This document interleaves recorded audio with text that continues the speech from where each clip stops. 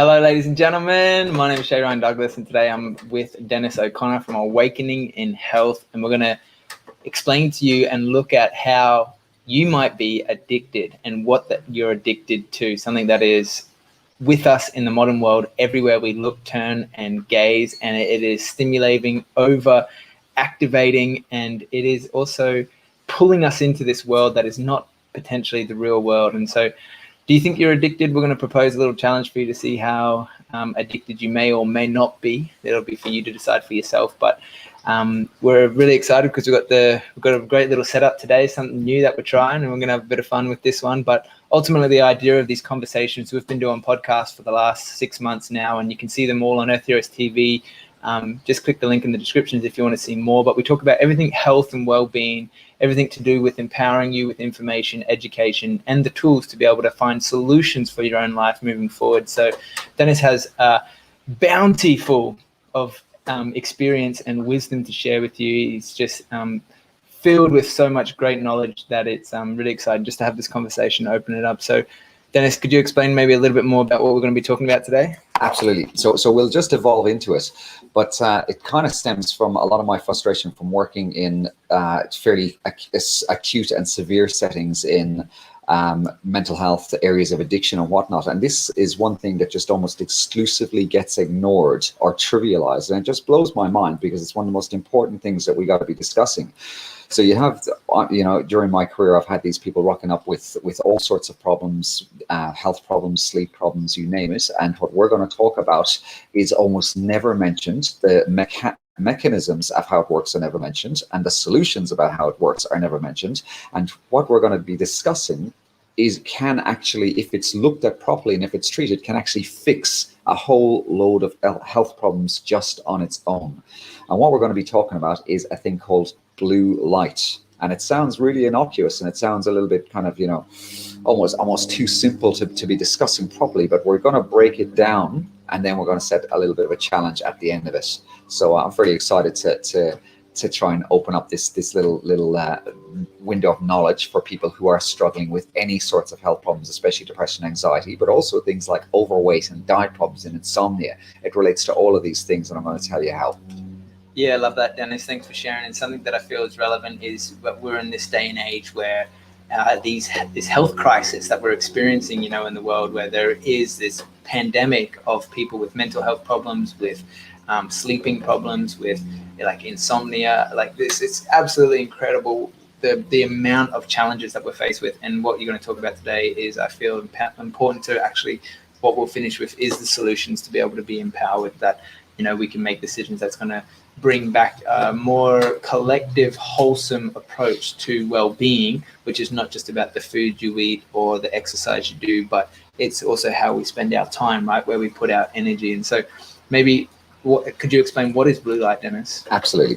So when I was dealing with clients, one of the first things I'd ask them is, how do we wake up in the morning? And this was really always important for people with insomnia.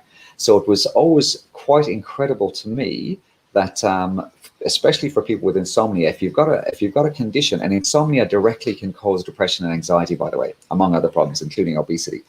And I'll gently explain the mechanisms of how that works a little bit later. But these people with insomnia for 10, 15, 20 years would not be able to answer this properly. So I get a range of answers like my alarm clock or the kids, etc., etc.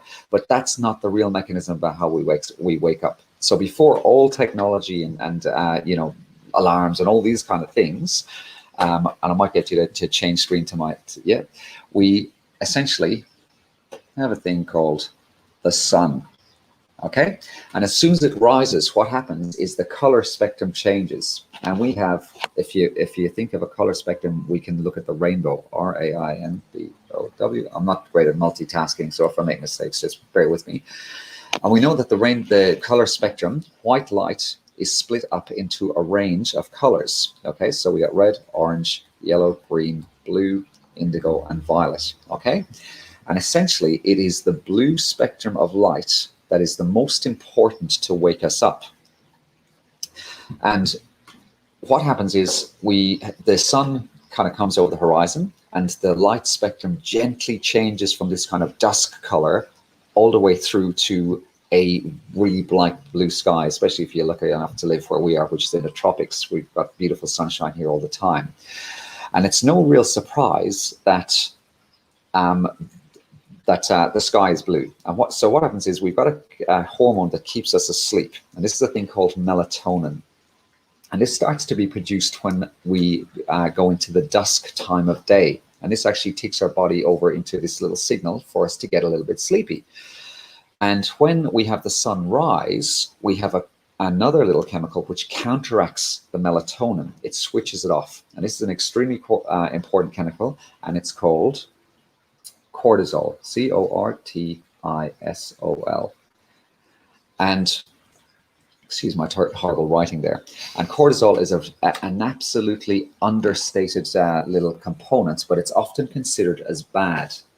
It's not bad. It is extremely important. In fact, it's vital for the way our bodies work. It's very good and it's very important.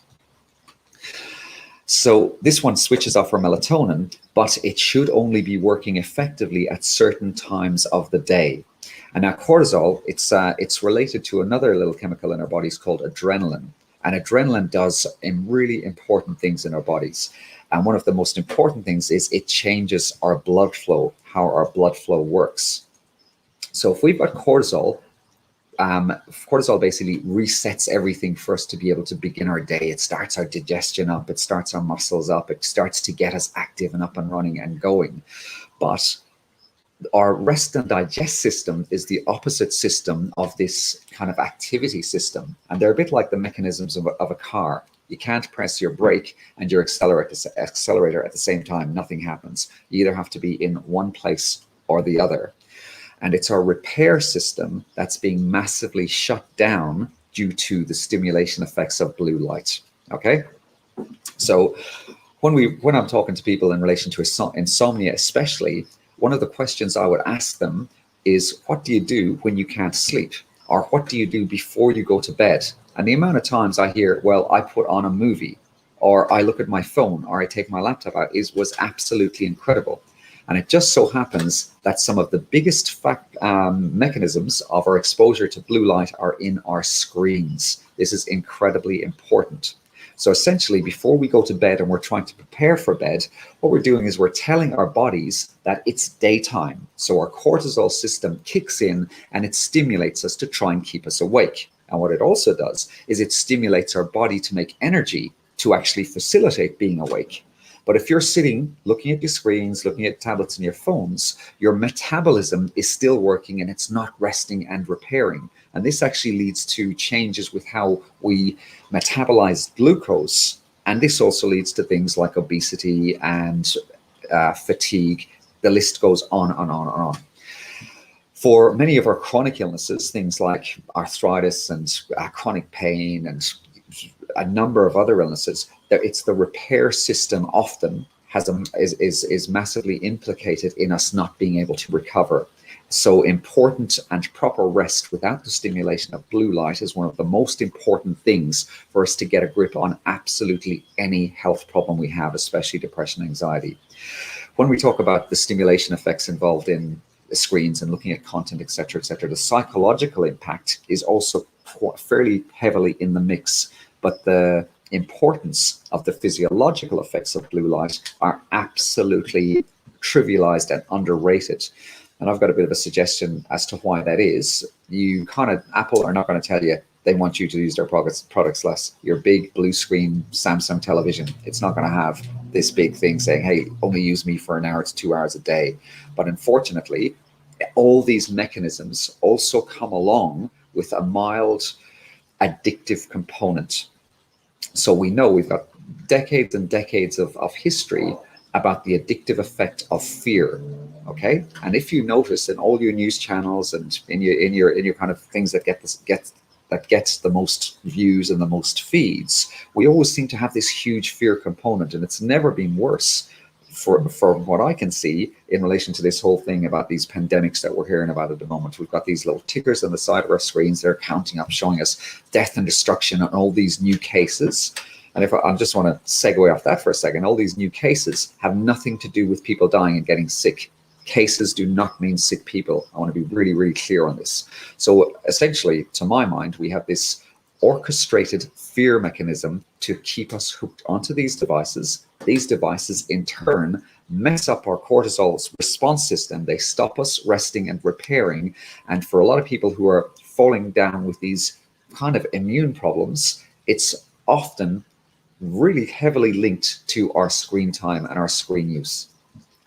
That is powerful information right there, Dennis. And so basically what you're saying is cortisol, stress response, and blue light is not necessarily bad in doses and in the right timing. However, if it's abused and we're literally hooked and addicted and stuck on our screens and stimulating the cortisol response and stressed at larger quantities of our time over the day, that it can be detrimental to our health, right? If it's ongoing. Could you maybe explain then what, this medical practice of circadian rhythm and circadian medicine, how that links into what is our natural design as human beings? Is it to be, stimulated by blue light? Because like you said, it's part of the sun's rays, it's a natural element of life. But if it's overstimulated or it's overused, then it can be detrimental. So what does it look like to bring things back into balance if we are so addicted and hooked onto our screens and to this blue light? Fantastic question.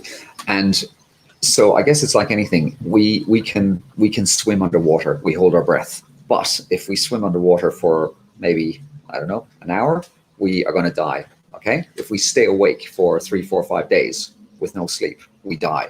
So anything in excess, we can kind of fairly safely say can be harmful. And as Shay rightly pointed out, cortisol is absolutely not bad for us. It's the fact that it's been stimulated continually. And there's an excellent area of medicine which I'm really intrigued with. And the practitioners that look at it, I think, are doing an amazing job. It's called circadian medicine. And circadian medicine simply looks at resetting chronic health conditions of all sorts by realigning your body to what it was meant to do for hundreds of thousands of years. And if you believe in Darwinian theory, you could even say millions of years of evolution about how we have aligned ourselves with how the earth works and how its light cycles work.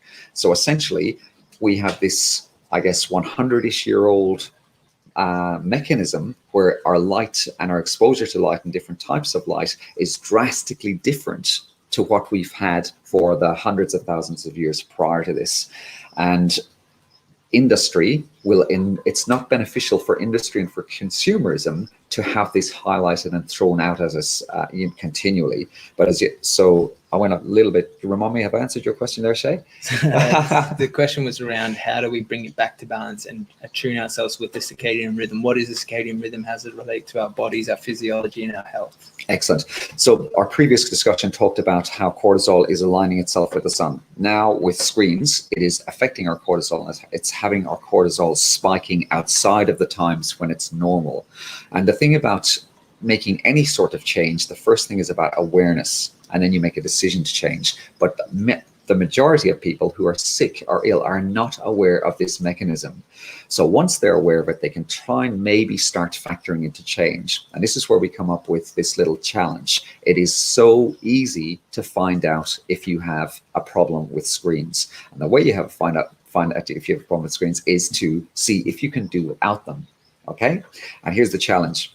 For people to pick just one day, maybe tomorrow, maybe next day, it probably is going to have to be a time when you're not working, where you do not expose yourself to screens for 24 hours. And if you are really struggling after a 4, a 5 hour, a 10-minute period, we can make a safe assumption that you have quite a subtle but nasty addiction, which is compromising your health. And once you realize that, you can put mechanisms and steps in place to be able to start monitoring your screen time and trying to reduce it in the same way as you would alcohol and severe drugs. This addiction is just as harmful and effective as the more obvious terms of addiction that we think about. The guy lying in the street with the injection in his arm, the drunk guy staggering around the pub. That's more obvious and overt. But this addiction is just as insidious and just as harmful as those ones I've just mentioned. Oh, I love that challenge. That will be an exciting one because I know what I'm like, and I'm sure there's a whole nother range of like the dopamine hits with the social media and the likes and being accepted by our community and other people, and striving for some sort of egoic identity of like having this online persona that we're so attached. Like the furthest these devices leave our side is maybe on the bedside when we go to sleep. They're always around us. They're always connected to us, and I would suggest hyper overused in so many ways. But I'm keen to bring it back to what you were sharing around the understanding the cycles. I really love that, and looking at how nature operates in cycles, and the seasons operates in cycles. And if we have this cycle of the sun that goes around, which changes in the seasons of the year, winter, the cycles are different versus summer, the cycles are different. How does it affect? I guess my question is to explore when we are not in sync with the natural cycles of life.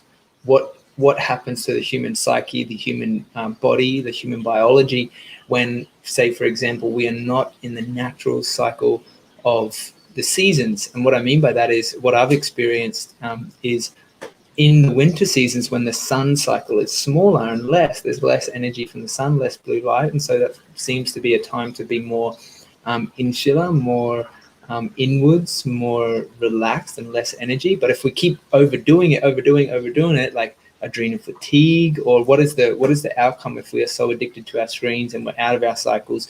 Obviously we talked about all of these illnesses, such as the mental illness, the depression, the lack of sleep, the lack of energy. What else could be a detrimental ricocheting effect from that? Excellent question. So when we look at adrenaline essentially its main purpose is to move blood into your big muscles. So if you need to fight somebody who's attacking you, or if you need to run from a tiger, you can do that. And that blood has got to come from someplace. But the biggest place it comes from is your stomach and your gut. Cortisol acts in a slightly similar sort of way, but it's not as dramatic as adrenaline. But if your gut is compromised by the blood not flowing properly to it, and this is what cortisol is designed to do a little bit, that you make changes to the way your gut is meant to work, we're not getting sufficient micronutrient absorption, okay? And if we're not getting the right building blocks of material to help us rest and repair, then we are going to be sick. And it's like anything, we always have this concept of one problem and one solution and one cause. It's not like this. The whole paradigm of blue lights and screens is in the mix with lots of other things like toxicity and bad relationships, etc. All these things are floating around, but the significance of blue light has to be of paramount concern, because if you're tackling the other stuff and missing out on this component, you're going to stay sick and you're not going to realize how. I think in the modern world, as you said, there's a huge discussion to be had about seasonality. Okay, and this is why there's a lot of excellent research about having local and seasonally grown food and fruit. Okay, because these put you in synchrony with your local seasons and set your body up to be able to work effectively with your local seasons. So again, if you're eating from the supermarket as opposed to local food, and again, we talk about how essentially poisoned supermarket food is in general. If you've got problems, you shouldn't be eating your food from the supermarket. It's just that simple. So if you're eating local produce, you are synchronizing your body, your hormonal system, the way we work with light, along with what's happening in your local environment. And this is really, really important. So it's a very broad question because we have different environments that we live in. We live in the tropics now. It's just wet and dry, essentially, but slightly cold. In England, it's different. In America, it's going to be different again. So if you're synchronizing yourself to be awake, if possible, at dawn, and kind of getting to sleep a little bit later than dusk, and then allowing your connection with your local produce to help reset your body to move with whatever environment you're in, this is one of the most important things you can consider. Yeah, it's powerful, and I really like the approach of having a whole systems look at health. It's not just one little thing that's wrong with you, or it's not one cause. There's so many different facets and elements that it's important to consider. And maybe I'd be interested for you to elaborate on is how maybe it's a conversation for another time, but how that has not been in our, consciousness to look at our lives from that perspective of cycles and seasons and how nature would do it, and also how they train physicians or doctors or nurses for that element to just look at one area of life and maybe not consider all the different facets that are involved in coming into a whole perspective of health. That's a huge discussion, which I think we can only just tap lightly on the surface of it. But people do not realize about how the medical system has been set up. And the medical system essentially was set up in its current entity of what we call allopathic treatment. You could really bring it back to about 1910, and essentially. And this statement is actually very accurate, and I could elaborate far more if I had to. But essentially, the pharmaceutical companies have trained our doctors, and the training that the pharmaceutical companies have imparted upon our doctors is getting more and more restrictive. And one of the worst things to happen to science and medicine is this area of expertise, this partitioning of different areas of knowledge. So now we have your gastroenterologist, we have your neurologist, we have your osteopath, what's the guy who deals with bones? So you have all these different areas of speciality, and sometimes if they don't connect together, we have people who have the basics just being ignored. This happens all the time in mental health, and it, excusing any pun, drives me crazy when it does happen. So we have people who come in, especially with depression or anxiety or insomnia, and there is a focus on this emotional trauma, and that's important. But oftentimes, if you can fix your circadian rhythms and your circadian patterns, and you can put yourself in a situation where you have rest and repair by having good sustaining sleep, you can actually cure these problems. It's not the fact that you had some kind of emotional abuse 10 years ago, or you had a traumatic experience 2 years ago. It's the fact that we are unable to have our bodily systems set up to be at their optimal, to be able to deal with any condition. And this also relates beautifully back to current situations where we have huge discussions around immunity. And essentially, resting and repairing is one of the best things you can do to have a primed immune system. If we want to talk about terrain theory versus germ theory, and still have the paradigm that we accept that there is an immune system in the way we're given it by the medical profession. And I've got some question marks about that, which it's not appropriate probably to go into that now, but yeah, rest and repair is absolutely vital for everything.